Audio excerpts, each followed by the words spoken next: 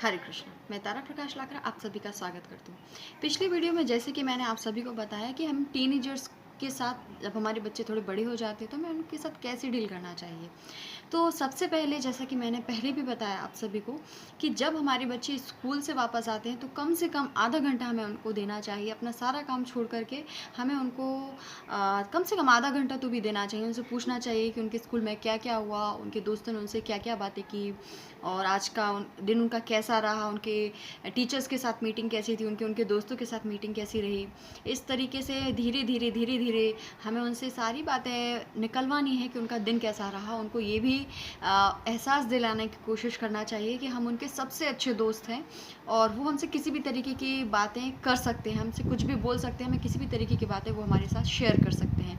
इस तरीके का कॉन्फिडेंस हमें उनके अंदर लाना पड़ेगा। आजकल तो फ़ोन का ज़माना है। जैसे ही बच्चा 7th 8th क्लास क्रॉस करता है और उनके पास स्मार्टफ़ोन होता है। हर माँ-बाप अपने बच्चे के पास एक ज़रूरत के हिसाब से, एक सिक्योरिटी के हिसाब से, हर चीज़ के हिसाब से मतलब उनके पास फ़ोन आ ही जाता है। आजकल ऑनलाइन क्लासेस भी हैं, हर तरीके से ऑल इन ऑल बोलने का मतलब ये है कि हर एक बच्चे के पास आज स्मार्टफ़ोन है। लेकिन फ़ोन जितना स्मार्ट है, क्या हम भी उतने ही स्मार्ट हैं उसको यूज़ करने को लेकर के? या हमारे बच्चे उतने उनको नॉलेज है कि हमें उस फ़ोन का यूज़ कैसे करना है?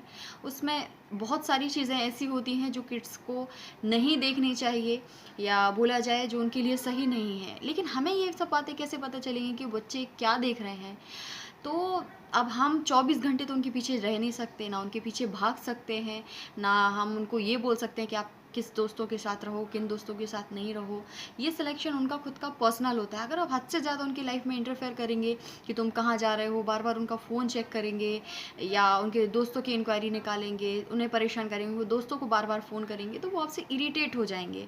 तो इसके बजाय आप उनको बार-बार फ़ोन करने के बजाय, आप उनके अंदर ये वैल्यूज़ डालो कि आपके अगर संस्कार बहुत स्ट्रॉन्ग रहेंगे, आपके बच्चे की जो वैल्यूज़ हैं वो बहुत स्ट्रॉन्ग रहेंगी, तब वो उसको खुद ही पता चलेगा कि अगर मैं इन सब चीज़ों पे अपना समय वेस्ट करूँगा, तो जो मेरा एम है जो मेरा लक्ष्य है जीवन का, उसे मैं नहीं पा सकूँगा।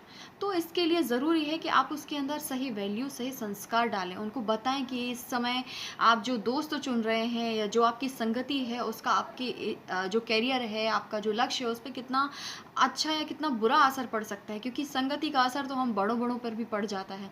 अगर हम किसी आज की डेट में भी अगर हम किसी नेगेटिव व्यक्ति के आस-पास रहते हैं, उनके साथ हम रहते हैं, चाहे या ना चाहते हुए भी, तो हमारा माइंड भी नेगेटिव हो जाता है। अगर कोई बहुत ज़्यादा डोमिनेटिंग व्यक्ति अगर हम उसके साथ रहेंगे, जो हर बात को लेके दोष ही निकालता रहता है, तो हम भी उसी तरीके से सोचने शुरू कर देते हैं और उतने ही नेगेटिव होने लगते हैं। फिर तो वो बच्चे हैं, अगर उनके दोस्त ऐसे रहेंगे जो अपने मतलब एम्बिशियस नहीं है, उनके लिए कोई पैशनेट नहीं है अपने एम को लेकर के, तो आप अगर आपका बच्चा ऐसे दोस्तों के साथ रहेगा तो उसकी सोच भी वैसे ही होगी। जैसे मोस्टली बच्चे ऐसे होते हैं जिनको लगता है बस यही एक ज़िंदगी है, जिनको जी लो, आराम से ऐश कर लो और वो कुछ अजीब से दोस्त बना लेते हैं। तो बहुत ज़्यादा ज़रूरी है कि आप अपने दो बच्चों के अंदर ऐसे वैल्यूज़ डालें, उनको ऐसे संस्कार दें कि वो अपने जब दोस्त चुने तब उस चीज़ का वो ध्यान रखें कि जिसको मैं अपना दोस्त बना रहा हूँ, क्या वो अपने एम को लेके उतना ही पैशनेट है जितना कि मैं हूँ। तो ये बहुत ज़्यादा ज़रूरी है कि हमें मतलब हम उनके पीछे-पीछे नहीं भाग सकते हर टाइम। लेकिन अगर वो इंटरनली बहुत स्ट्रॉन्ग होंगे तो कोई आउटर जो नेगेटिविटी है उनको इतना इफ़ेक्ट नहीं कर पाएगी। इसलिए आप अपने दोस्तों अपने बच्चों के दोस्तों का ज़्यादा ध्यान रखें कि वो किस तरीके के बच्चों के साथ रह रहा है, उसका उठना-बैठना किन तरीके के लोगों के साथ है, क्योंकि उसका इफ़ेक्ट बहुत ज़्यादा ज़रूरी है। तो वो तो अपने दोस्त नहीं छोड़ेगा या छोड़ेगी, जो भी है। तो बेटर है कि आप उसके अंदर वो वैल्यूज़ डालो कि वो एक सही दोस्त अपनी लाइफ में चुन सके और एक सही डिसीज़न ले सके।